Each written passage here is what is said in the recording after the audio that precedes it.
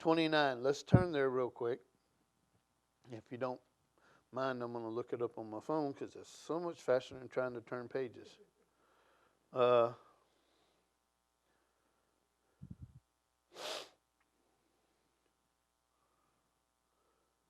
Ephesians 4:29.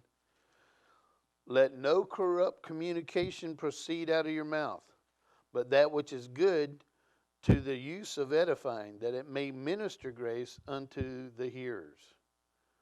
Wow. If we would all stop and think about that before we say anything.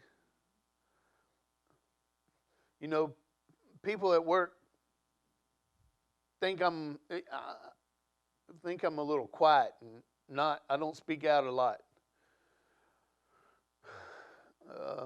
I do the same here. I probably don't speak out a lot to everybody, and it's not because I'm trying to be secretive or anything like that, but I can be harsh when I speak. I'm not always edifying, am I? You know, I'm not. If you ask my son, I am not uplifting. You know. And I love him to death, and I'm proud as all I get out I can be from him. But it seems like every time I say something to him, it's like I'm going to knock that block off, you know, that you're standing on. So I'm going to knock your legs out from under you, more or less to say.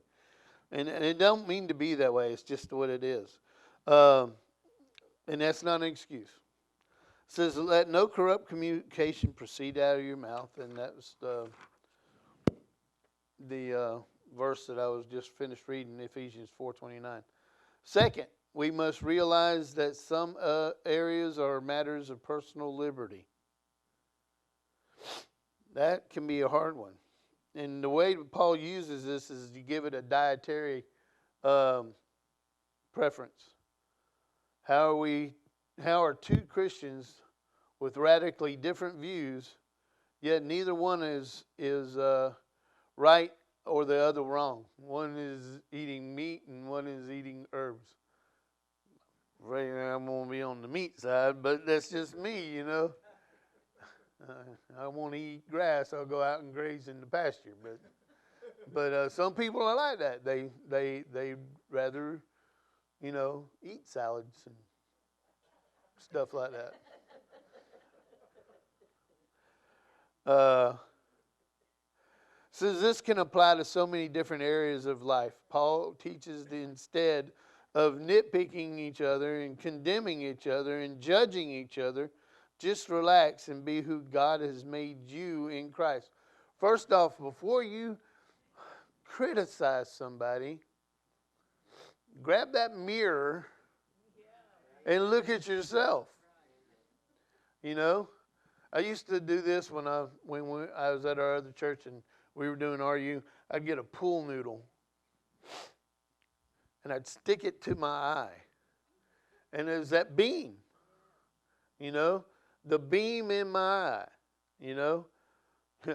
What did you say? You know, who do you think you are? I'm walking around with this pool noodle hanging out. Well, I'm being critical and judgmental, and I have this. And how can I do that when you're just who you are? You know, me and Paul are never going to agree on the same things. Not that we're not going to agree about Christ. But we're not going to agree about how we should live, how we should eat. You know, me and Brother Dana could disagree totally about how you should put a computer together or install it or program it, and I don't even know what he's talking about. But that is the difference, you know. And I can't criticize him doing his job, and I hope he wouldn't criticize me for installing a drive shaft. Which, you know, not everybody can do. Ain't that right? Especially on a big truck. Anyways, do you know that you cannot force other people's... excuse me, I'm skipping a part. Most of the time, we don't judge people because of false doctrine. We judge people because of personal convictions that we have that they don't have. And some of you, if you've come from what they call a legalistic church, you have this thought. It's not biblical, but it's ingrained into you. You have to wear a skirt. You can't have short hair if you're a woman. You can't have long hair if you're a man. You know, you can't have tattoos. That's going to knock out most everybody. You know, unless you don't like needles like me. Anyways, but you think about this. Not everybody is where we are. You think about a person that does have tattoos, that's newly saved. What are they going to do? They can't wash them off. You know? Now, they're not going to walk around without a shirt on and say, look at my tattoos. But, you know, that is something that is going to be. He's going to witness to somebody. Ask somebody if they want to know the Lord. And they're going to have tattoos. It is what it is. We can't be judgmental of, well, I don't like that. He's got tattoos. Well, excuse me, you might have a preacher there. I know preachers with tattoos. In fact, he wears sleeves all the time because he doesn't want you to see his tattoos, you know. But that doesn't make him any more or less. I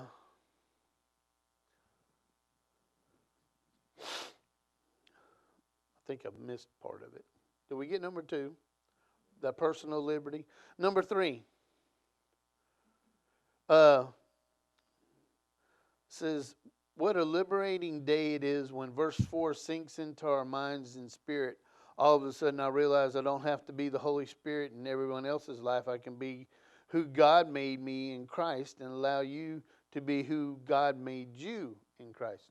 What he's talking about is that when we are critical of other people, we're saying to the Holy Spirit, more or less, I don't trust you to be doing your job. You know? And who is the Holy Spirit? It's God. I think people think that there's lesser or they are all the same. You know? So we can't, what you are saying is, Jesus, why you let him be like that? Jesus, the same reason I let you be like you are, you know. You know, so we can't change people, and we shouldn't try to change people. We should let the Holy Spirit change them. Okay? That's who's in charge anyways. As they become more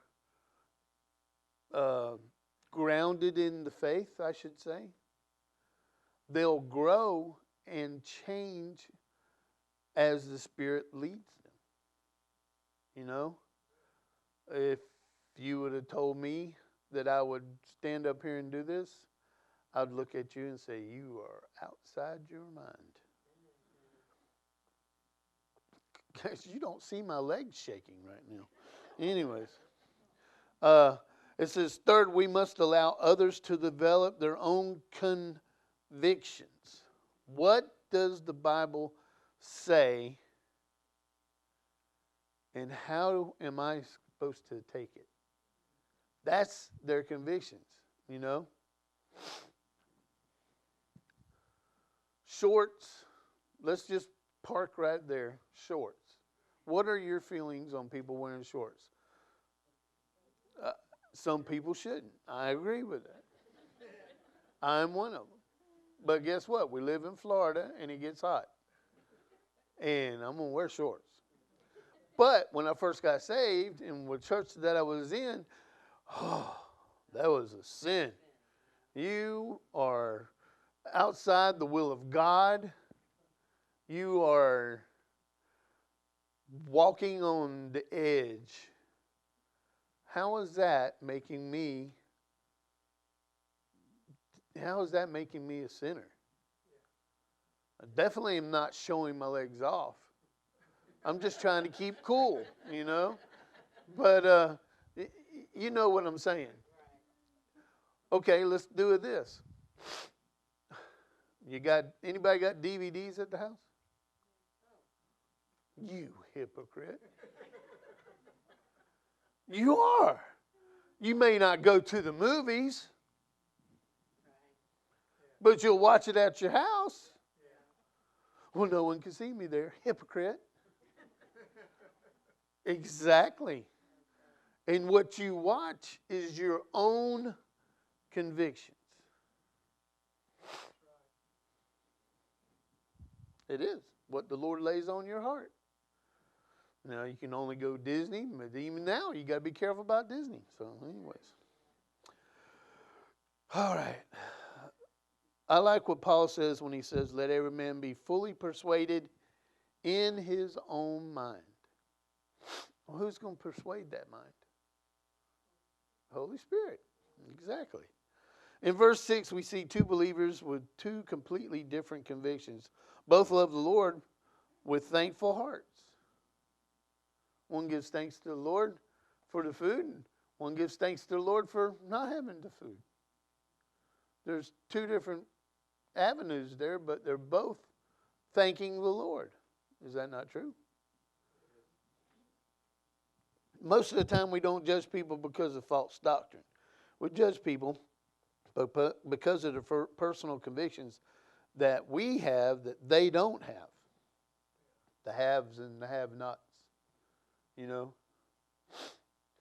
You're only godly if you dress like this and you do this and you do that. Well, blah, blah, blah. I've lived that life and it is chains. It is chains. And serving God is not fun. Because now you're not right with God if you don't come to church every Sunday. You're not right with God if you don't come to church every Wednesday. You're not right with God if you don't go to visitation. It's your personal convictions. God impresses upon your heart that you need to go make a visit. You better make a visit. But that's God convincing you, not a man saying you need to be here, or you can't be a teacher, or you can't be a whatever. Anyways, I'll get off of that. Do you know that you cannot force convictions on people? You can't. Because they'll hate you for it. They will, literally. I mean, I can remember when we moved, feeling like I just slid out from underneath a weight. And then things started changing. I actually felt like we were growing more away than we had while we were there. Not to say we didn't grow there, but we were growing like a crooked tree the wrong way. It won't last. Illustration. You can force your children to live a certain way for a time, but eventually it becomes their decision. We, growing our children, never forced them to go to church. It was expected for them to go to church. And as they got older, they just did. But we never said, you're going to go to church or you're not going to go anywhere. You know, you hear that. But through their own convictions, and I believe if they love the Lord, they will go to church. Simple as that. But they have to come to that conclusion.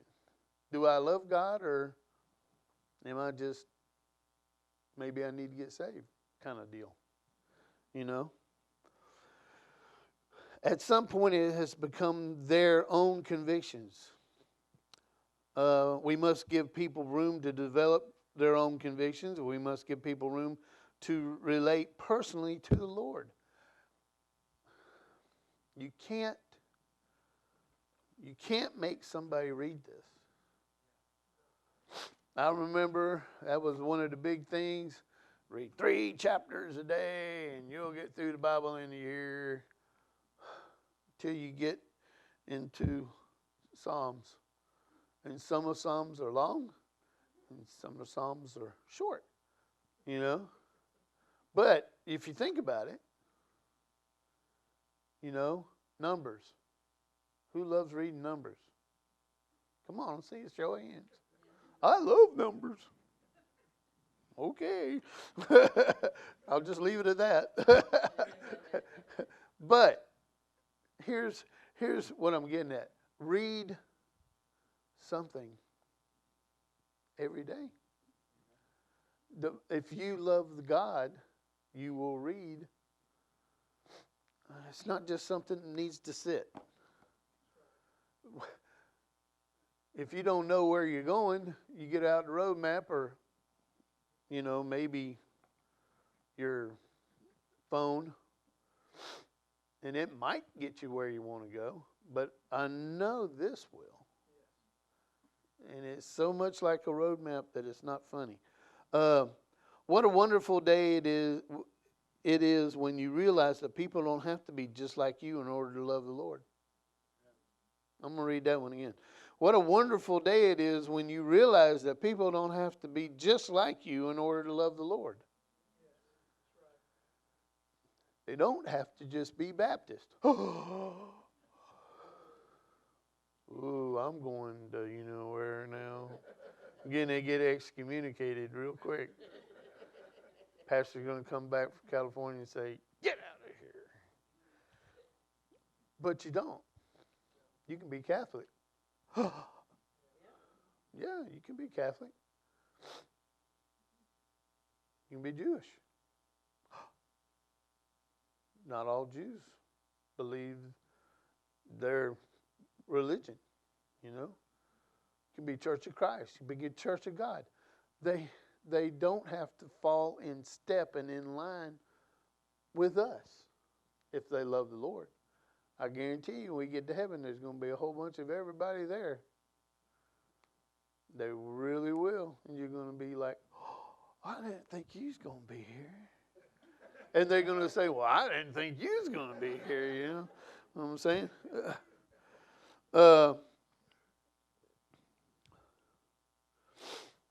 Number 4 says, we must remember that every believer will give a personal account to the Lord. This should convict. It does me. Of course, this whole lesson convicts me, but it is exactly where I think the Lord is at. He's like, who? I don't have to stand in front of God for Brother Carl. Thank goodness, But I'm glad. I bet Brother Carl's glad he doesn't have to stand in front of God for me. What he's saying, what I think Paul's saying here is just mind your own and love everybody.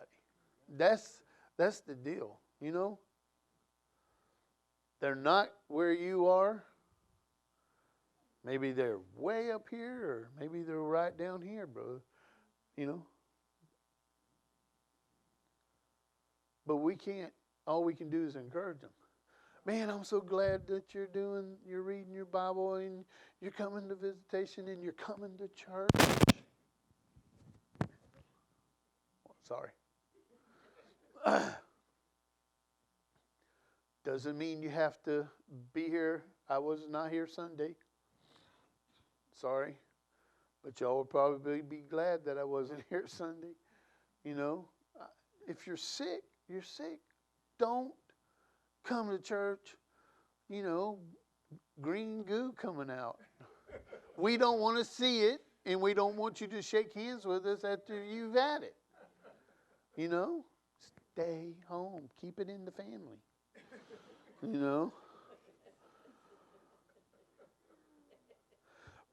Paul asks 2 great questions in verse 10. One of the silliest things for Christians to do is to point at some area of another believer's life and stand in judgment of them. How are you going to do that? How are you going to stand? It's a good thing that Christ's blood covers me, because I can't stand before God the way I am, right? Who are you to stand before God like you are? who are you to judge somebody else? And I think that verse, and I'm, judge not lest you be judged, is a powerful, compact little verse.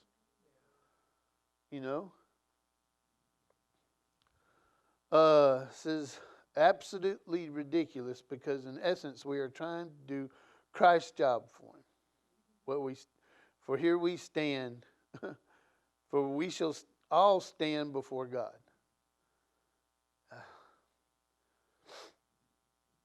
That's a scary thought.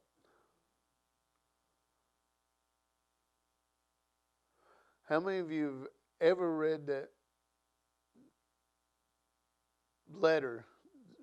It's basically a letter. Sinners in the hands of an angry God. It tore me up. I believe it's part of the reasons that I got saved. Because I read that before I got saved. And once I read it after I got saved, I was like, whew, But it's basically that. When we judge other people and judge their hearts and their motives, we are saying we don't believe that Christ will really have a judgment day. We're saying that we don't believe Christ will deal with things adequately. He needs our help. Well, how is it helping God or helping Christ if we're tearing another Christian down? I can remember I got to preach every once in a while, Brother Carl, and we get to do this, and it's scary, but it's enjoyable at the same time. But I can remember preaching a message, and I think my wife remembers, and this gentleman that was in a bad spot spiritually came up to me and just unloaded both barrels on me. Here I was, maybe only saved 2 or 3 years, thinking, God would have me maybe preach whatever. At least I was trying to do what God wanted me to do. And I was standing there, and he unloaded both barrels on me, saying it was a fake, phony, And I was like, okay, brother, well, what do you say to that? How's that edifying? How's that lifting up? And whose job was it for him to try to knock me down a peg when I didn't think I was even up a peg? But that's what you do when you knock somebody down. You are literally trying to take their legs out from underneath them. You're cutting their support. And all they have to hang on to is God. And it's not up to you. I think churches would be a whole lot more quieter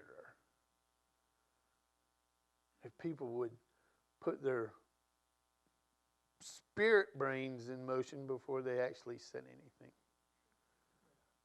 I mean, why do people leave churches?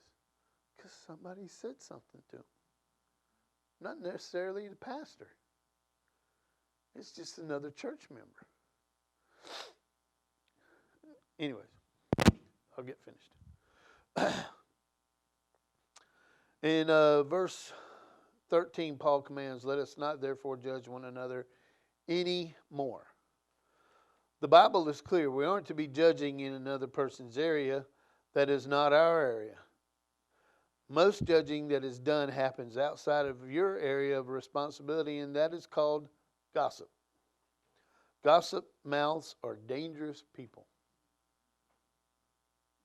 Hey, did you hear? Nope, don't want to hear it. Unless it's about the Gators, I'm Anyways. An ungodly man digging up evil,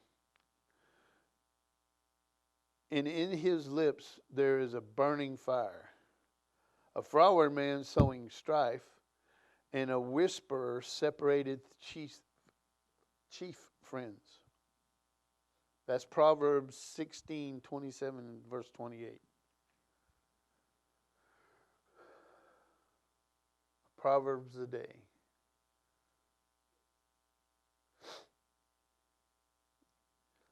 Paul said, it's none of your business. Quit being a busybody. That's very true. We all have enough to judge in our own lives without looking under every rock to find something wrong in somebody else's area.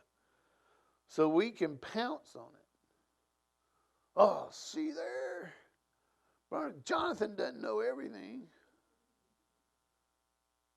You know? Well, why should we be critical of him? Can't do it.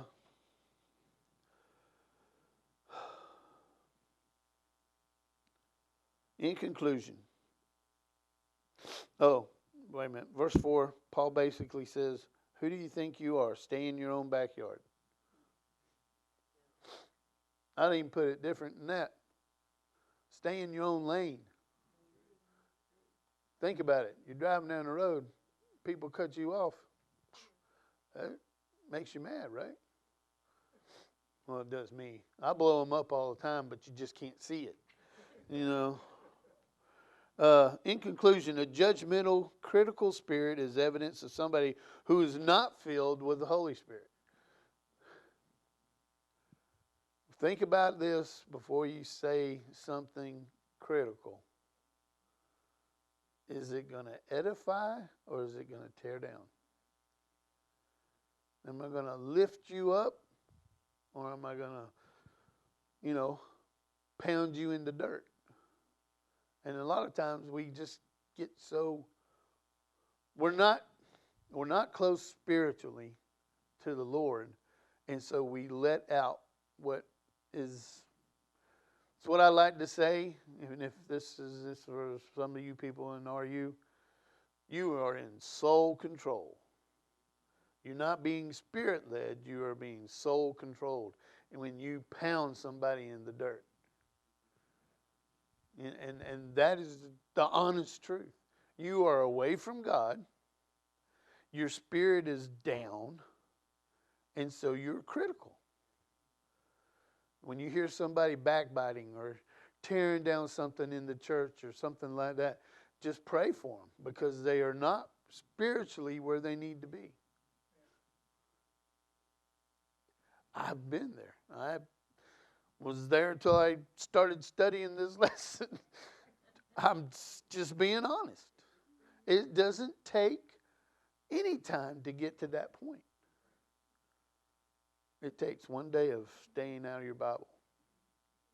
I'm serious. This should be your blankie. Something that you can use as a security blanket. This is my security blanket. This is what I need to hang on to when times are tough. And that's how we can be a loving, caring church, serving others, loving God, serving others. I gotta say it. Loving God, loving others, serving both. I misquote it all the time. It doesn't matter. When people are filled with the Spirit, they live in such an awareness of their need and of grace that they live in such an appreciation of God's grace, and that they very naturally extend that grace to others.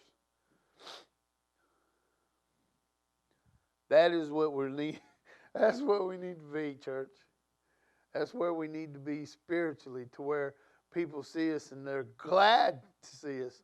They don't, oh no, I didn't need to see him today. Haven't you said that before? Come on now. Be honest. I think we all have. I don't need to see them. Just don't say anything. Look at them, smile, say, how you doing? Shake their hand. But don't tear them down. If you're not where you need to be spiritually, don't say anything. Because you know as soon as you put that mouth in gear that you're going to be torquing gears and everything else afterwards. All right. Almost done. Even when it's a matter of blatant sin and false doctrine, they approach the matter with grace and meekness. That's Galatians 6:1 if you want to look that up. Blatant sin or false doctrine, they approach the matter with grace. Can you be a graceful soul when somebody's out of line? When somebody's sandblasting you, can you say, God bless you, brother? What are you going to do, right? So, anyways. Last but not least, may Ephesians 4:29 burn in our hearts and rest on our lips. Ephesians 4:29. I think I looked it up, but I left it. Here we go. Let no corrupt communication proceed out of your mouth, but that which is good to the use of edifying, that it may minister grace unto the hearers. Wow. Church would be quiet, wouldn't it? We wouldn't hear the talk that you hear to talk, you know. But it's true. If you can't build up, don't say anything. Just don't say anything at all. It's best to be considered a wise man by not saying anything than opening your mouth and letting everybody know just who you are. I'm learning that too. That's a problem I have. Don't ask me to give you an opinion because you might not like it. I'll try to be tactfully good, but it most likely won't come out that way. All right, that's the lesson for tonight. Having a critical spirit and how to get over it. And all these verses are supposed to help you. And they've helped me. I don't know how you feel about it, but God's really convicted my heart about how to be a better Christian through this lesson. How to be a better brother. Because let's just face it, we're not all, roses. Sometimes we're the thorns. Amen.